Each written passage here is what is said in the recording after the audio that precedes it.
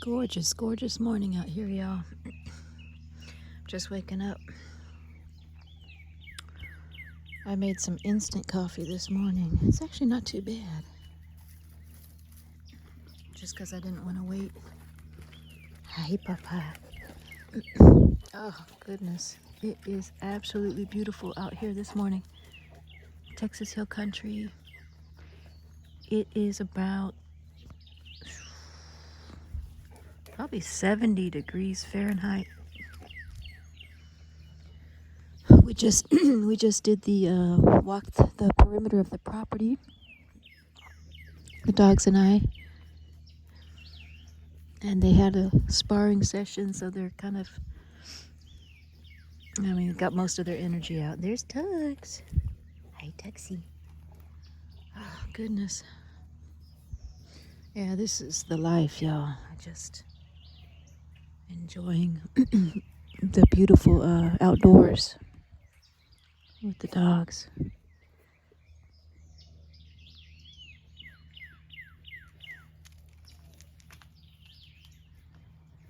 That's Lucia. Oops.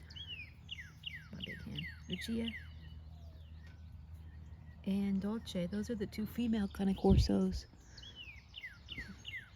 Lucia's only 7 months old. Dolce's 3. So Lucia is huge for her age. She's bigger than the adult. And then Ozzy, the alpha male Cane Corso, 4 years old. And then Tux is the pit lab mix.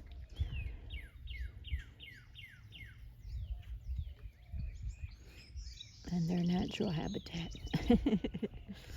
So yeah, they're kind of just winding down right now. Ooh.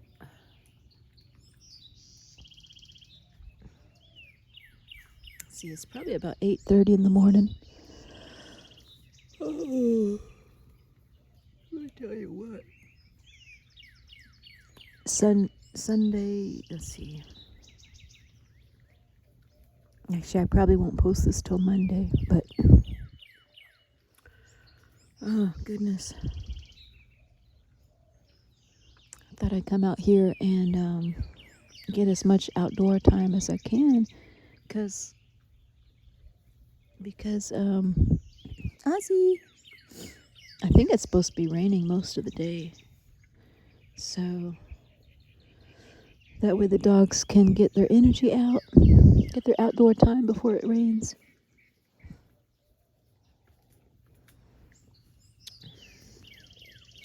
I'm curious if any of y'all are big coffee drinkers, what y'all drink. What's your favorite coffee? I like Cafe Bustelo. It's espresso, really. But I really don't mind the instant brands. I'm looking for an RV, so I'm just trying it out. Like in the RV, it's easier just to have instant coffee. So I can't wait to go camping. I've been actually looking at sites that I can boondock. If y'all don't know what boondocking is, it's just a term that just describe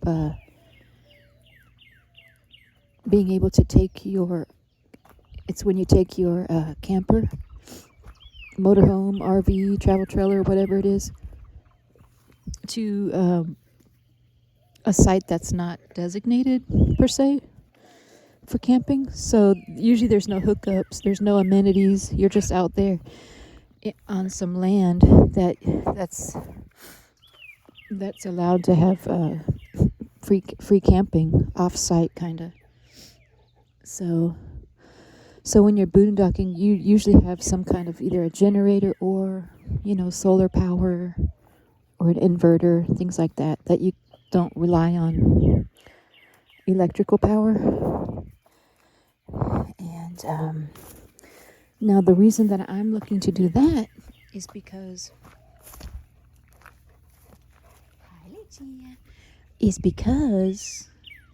with my big dogs, You know, I don't want to be in a campsite that have neighbors. I mean, the reason I would want to go camping is to get away from people and have open space. So,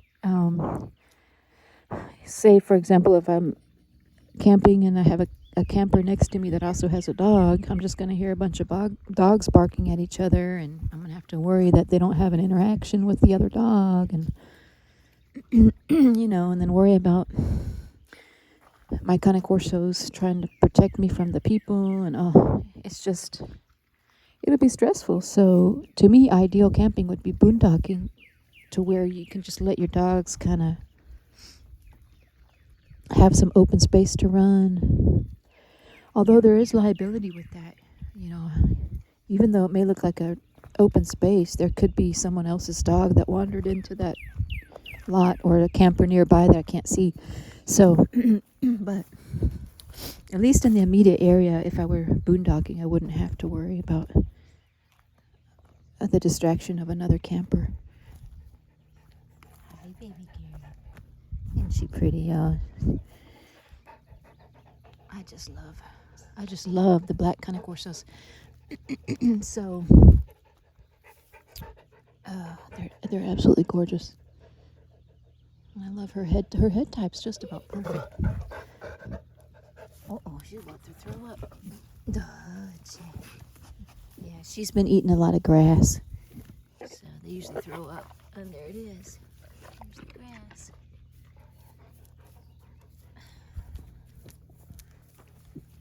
It's just like there's more where that came from. But yeah, so I'm super excited about this, and I've pretty much narrowed down what I want to buy for my travel trailer. It's 21, almost 22 feet. And it's got one slide so that you can open that sidewall up for more width, more space. And it's got it's got a bunk bed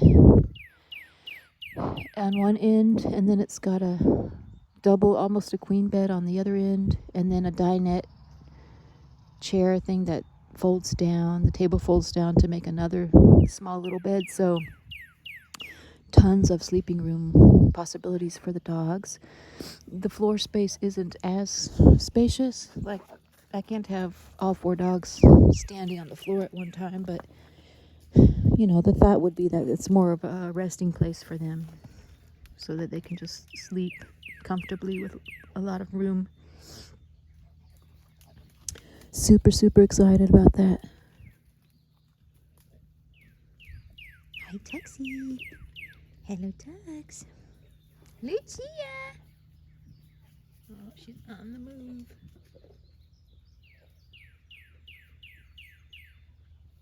Come on, Tux. But yeah, so I am so stoked about that. And I think I'll be doing that pretty soon here. I want to say I'll probably have that camper trailer within a month or so I can show y'all. I mean, even for a brand new 2023 model, you can get them for $30,000. So, you know,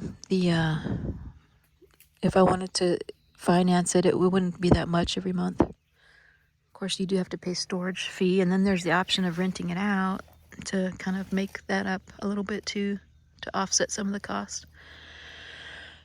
But I'm very excited, and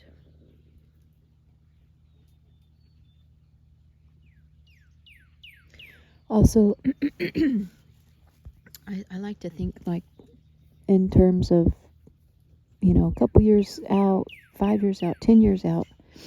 I'm a planner, so I like to plan what my living situation is going to be like, what I'm going to do. I know in about 10 years, 5 years even, possibly, some of my pack members may not be with me. These dogs don't live that long. And Ozzy's life expectancy, you know, they're 8 to 10 years, plus or minus a couple years on either side of that spectrum. You know, I've heard of Cane Corso living to be 10 to like even 13, 14, but they don't really move around as well at that age, of course. Ah, I see. He's so beautiful. Hi, Papa. But let me go sit on this rock over here. This is one of my favorite areas in the yard. Hi, Papacito. Hi, Papa. I'm talking about you. I like this big rock right here. It's a nice little seat. But so looking at Dolce. Give me Dolce. I think the next after Ozzy goes, when I no longer have Ozzy, he's lived his life and gone on to the next. I always have a male. I'm definitely always going to have a male Cane Corso. He's my only male Cane Corso right now, but I probably ideally for me would be one male and one female Cane Corso. So possibly one male, two females, like I have now. But after I retire in about 9 years, but I'll probably still be traveling even while I'm in the military. But I think what I'll have next is I'm gonna get a black male Cane Corso after Ozzy goes, and maybe a gray female. You know, not that color's that important. It's really not, but just I just do love the look of the black coat. It's absolutely stunning, especially on a huge male. They're absolutely gorgeous. And I already know the breeder that I'm going to be looking at as well. It's called Force Pride, Force Pride, and someone let me know about them, and I'm really thankful for that because yes, I think they're out of either Serbia or Russia, probably Russia. I almost actually got a dog out of them before I got Lucia. The only reason I didn't, it was around the time of COVID and all the politics going on around Russia. And I reached out to the owner or the breeder. The only thing was like the payment would have been logistically a little challenging because I guess they couldn't accept payment from the United States to Russia, so it had to go through a third party that lived nearby in a neighboring country. And I was a little bit timid to do that. Not to say that it's not legit, because I'm sure that, you know, they have like, in my opinion, my humble opinion, they have one of the best kennels in the world. If you look at their dogs, they're Cane Corsos. Absolutely fantastic. So that's my plan. After Ozzy goes, it'll be a while from now, you know, but the way that the years roll by, it'll be here before you know it. And I plan on getting a male from that kennel, possibly a female, depending on where my other dogs are at, you know, and what the status is of my pack. But look at her, y'all. Oh, goodness. The camera doesn't do these dogs justice even. When you see these dogs in person, they are a sight to behold, let me tell you. Hold on, let me clean this camera real quick. They are a sight to behold.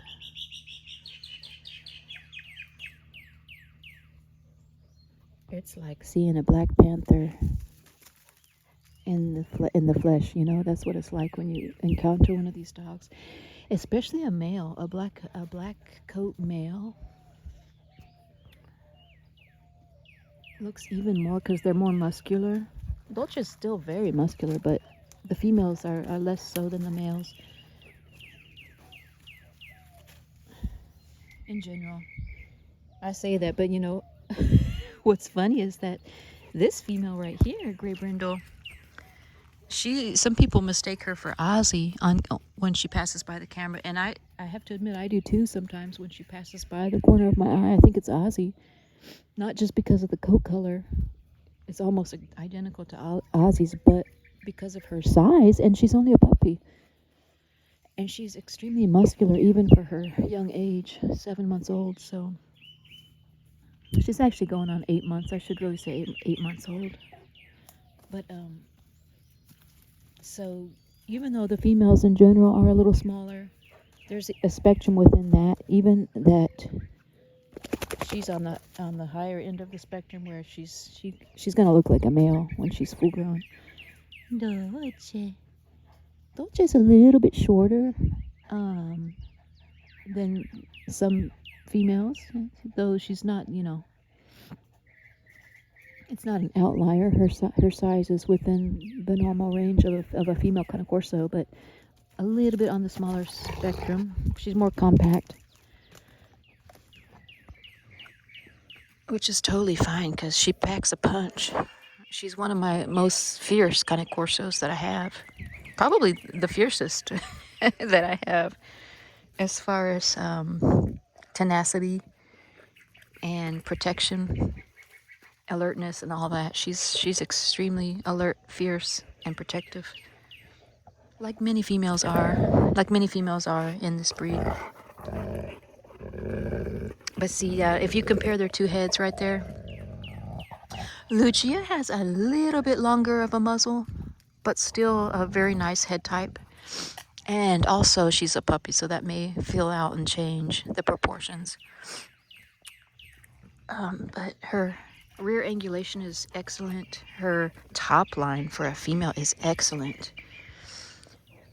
Dolce has a little bit more of a swoop, indentation to her top line. Tux is like, what about my top line? What's my top line like? I think Tuxie's getting a little bit of a gray beard there. Yes, Tux. Tux is short for tuxedo because of his markings. He's got the tuxedo cuffs and the tie right there.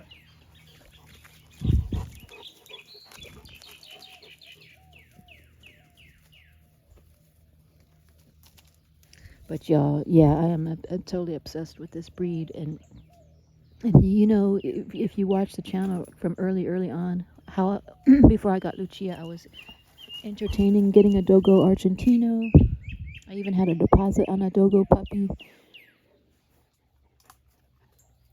and I still absolutely love that breed as well. But I've come to the realization that I'm a lifelong Cane Corso fanatic. I'll always have Cane Corso. There's just no other breed for me. When I get older, I'm like mid-40s right now, so when I get older to the point where I'm like upper 60s, 70s, I may have to rethink that, because I am a small female, I'm not big boned. So for me at that age, be careful. Get out of it, Dolce. Come on, baby. Oh, she's going after this sugarberry tree, I think. They like to eat the leaves of it. It's very nutritious for them.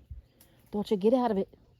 I don't like them in there because there may be snakes, although I don't think there are.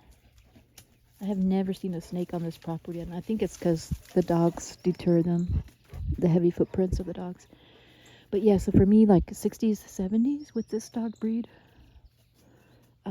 it becomes to be like a kind of a hazard for accidents. If they run into you and you break a hip, your bones are not as strong at that age.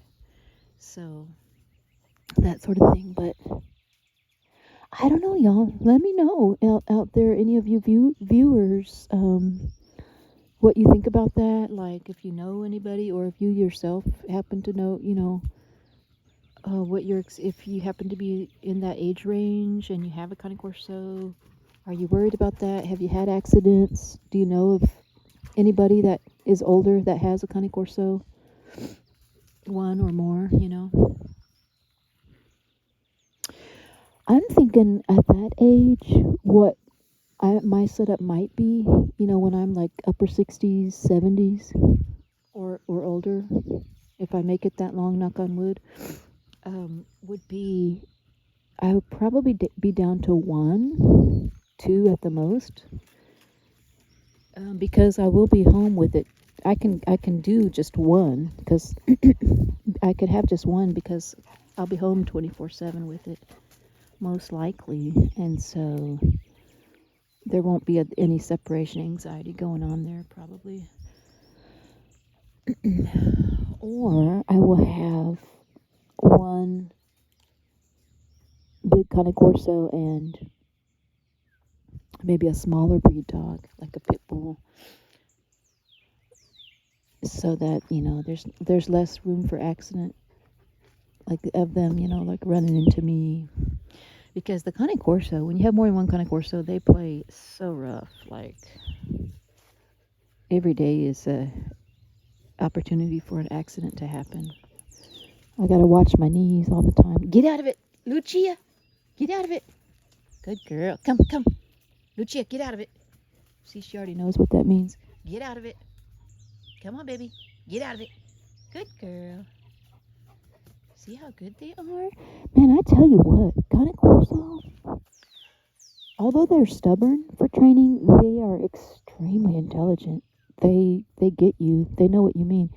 In fact, I find it so amazing that, like, if you watch some of the other channels, the one that strikes me the most is like when you watch Senza Tempo Cane Corso, like Rachel, when she always talks about how smart this breed is, that they understand, almost seems like they understand her language. People will say, no, the dog doesn't understand English language. They're just identifying, discerning different inflections of your voice. But honestly, I think they may actually understand what you mean sometimes without changes of voice inflection, because I've seen that on her channel many times, where she'll say something to the dog and it demonstrates that it understands, and her voice is neutral. So these dogs are extremely intelligent, and I noticed a difference when I had the Pitbull. Even this Pitbull mix, Hi, baby girl. Like a difference in the training. It wasn't as easy for me to train Tequila, for example, my Pitbull mix puppy, Foster, who I no longer have her. She's doing great in her new home, but it wasn't as easy to train her. And that's after having trained, been through 3 rounds of Cane Corso. So I had a good reference point of what it's like to raise a Cane Corso and potty train it and everything, basic commands and all that. So I found it a little more challenging to train the Pitbull puppy. And I think I would attribute that to how, not to say that the Pitbull's not intelligent, and it totally is. Pitbull's an extremely intelligent dog, but I don't know, it's just something about the Cane Corso. They just, I don't know, it's just, they're unbelievably intelligent. Training is challenging because of their stubbornness, but they get what you're trying to say to them. They read your body intuition, they read your body language, they're extremely intuitive and attuned to your emotion. Much like any other breed like that is. Pitbull is also like that, but Cane Corso is just a whole nother level when it comes to that. But anyways, y'all, this video is getting long. I gotta do laundry today. These clothes are so dirty. This is my dirty fleece my outside fleece that I don't worry about getting leaves on and all that. So I usually don't wear these out in public. But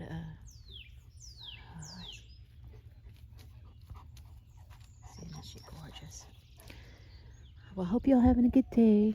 I probably will end up posting this one on Monday, so I hope you're having a good Monday, if that's what it is, and good rest of the week. And I'll talk to y'all later. See my taxi. Dolce girl, baby girl. Dolce. Bye, y'all.